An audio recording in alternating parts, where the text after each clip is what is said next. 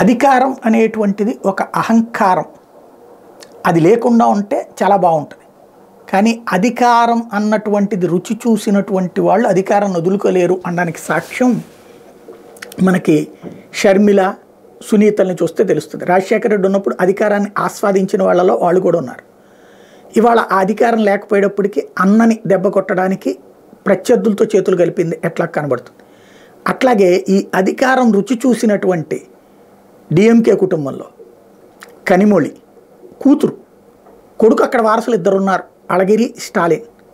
తనకు కూడా వాటా కావాలని పట్టుబట్టింది. ఆ అధికారం అన్నటువంటి దానికోసం రాజ్యసభకి వెళ్ళటం కావచ్చు, ఆ తర్వాత ఆవిడ కుంభకోణాల్లో ఇరుక్కుంది. ఏంటి అంటే తన సోదరులిద్దరూ వెల్ సెటిల్ అవ్వడం ఏంటి, తను కాకపోవడం ఏంటి అన్నటువంటి. చివరికి అక్కడ పెద్ద సోదరుడు కూడా ఇక్కడ అన్న తమ్ముళ్ళ మధ్యన గొడవ వచ్చి అన్న కాస్త తమ్ముడితో విభేదించి పక్కెళ్ళి కూర్చున్నటువంటి పరిస్థితి అదే తమిళనాడులో కనబడుతుంటుంది. చివరికి వాళ్ళ కుటుంబం మొత్తం మీద సక్సెస్ అయినోడు స్టాలిన్ను, కనిమొళి జైలుకి వెళ్ళి రావడం వల్ల అన్న మీద డిపెండ్ అవ్వాల్సి వస్తుంది. ఇప్పుడు వాస్తవంగా టీఆర్ఎస్లో ఎవరి గోల వాళ్ళదే. మొదటైతే హరీష్ రావు పెత్తనం హరీష్ రావుదే, కేటీఆర్ పెత్తనం కేటీఆర్దే.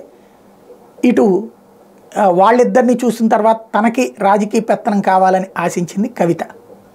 రాజకీయ పెత్తనానికి పైసలు కావాలనుకున్నప్పుడు పవర్ తన చేతుల్లోనే ఉంది కాబట్టి వ్యాపారంలోకి దిగింది. ఏదైతే ఢిల్లీ లిక్కర్ కుంభకోణంలో అదే కారణమైంది.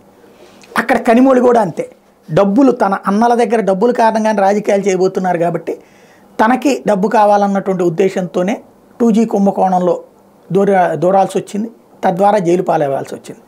ఇప్పుడు ఈవిడ కూడా అంతే. అన్నల్లాగా అధికారం అందుకోవాలంటే డబ్బులు కావాలన్నటువంటి ఉద్దేశంతో వ్యాపారం చేసింది. అది ఒక్క రోజులో సినిమాల్లో చూపెట్టినట్టు పేపర్లు వేస్తే డబ్బులు వచ్చేవి కదా.